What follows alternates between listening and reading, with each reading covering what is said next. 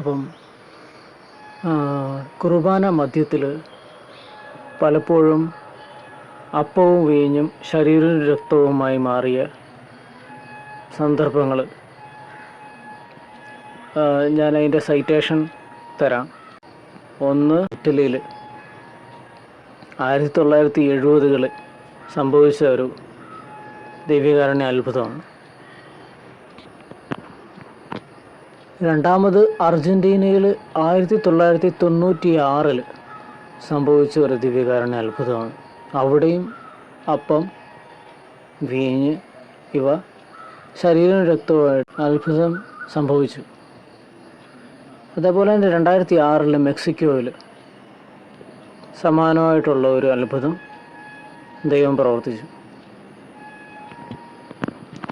അവസാനത്തേതായിട്ട് എനിക്ക് സൈറ്റ് ചെയ്യാനുള്ളത് 2008 പോളണ്ടിൽ നടന്ന ഒരു ദൈവികാരുണ്യ അത്ഭുതമാണ്.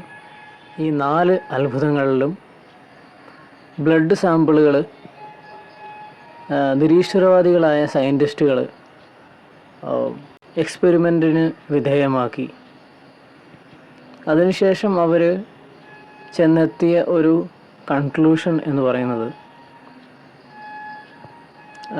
ഈ സയൻറ്റിഫിക് എക്സ്പെരിമെൻസിൻ്റെ ഒരു ആകെത്തുക എന്ന് പറയുന്നത് ഇതായിരുന്നു: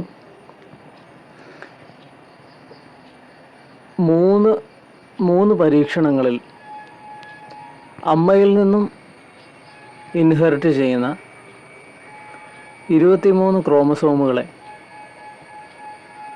എക്സ് ക്രോമസോമുകളെ കണ്ടെത്താനായിട്ട് കഴിഞ്ഞു. പക്ഷേ പിതാവിൽ നിന്നും ഇൻഹെറിറ്റ് ചെയ്യപ്പെടേണ്ട 23 വൈ ക്രോമസോമുകൾ, അത് ഇവർക്ക് കണ്ടെത്താനായിട്ട് സാധിച്ചില്ല. As an exception, one of the എക്സ്പെരിമെൻസിൽ എക്സും വൈയും കണ്ടെത്താനായിട്ട് കഴിഞ്ഞില്ല. അപ്പോൾ ഇത് പറയാതെ പറയുന്ന ഒരു കാര്യം എനിക്ക് മനസ്സിലായത്, യേശുവിൻ്റെ പിതാവ് നമ്മളുടെ മനുഷ്യരുടേതുപോലെ ഒരു ഭൗമിക പിതാവല്ല, മറിച്ച് സ്വർഗീയ അനശ്വരനായ, അദൃശ്യനായ അനശ്വരനായ പിതാവിൻ്റെ വൈ ക്രോമസോമാണ് യേശുവിൽ ഉണ്ടായിരുന്നത്. ചിലപ്പോൾ നിങ്ങൾ ചോദിക്കാം, അപ്പം യേശു മനുഷ്യനല്ലേ, ഒരു വൈ ക്രോമസോം ഇല്ലാതെ എങ്ങനെ ഒരു മനുഷ്യൻ എക്സിസ്റ്റ് ചെയ്യും? And that's simply called a miracle. And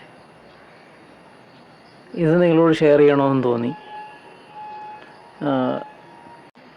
അപ്പം everyone, God bless, take care.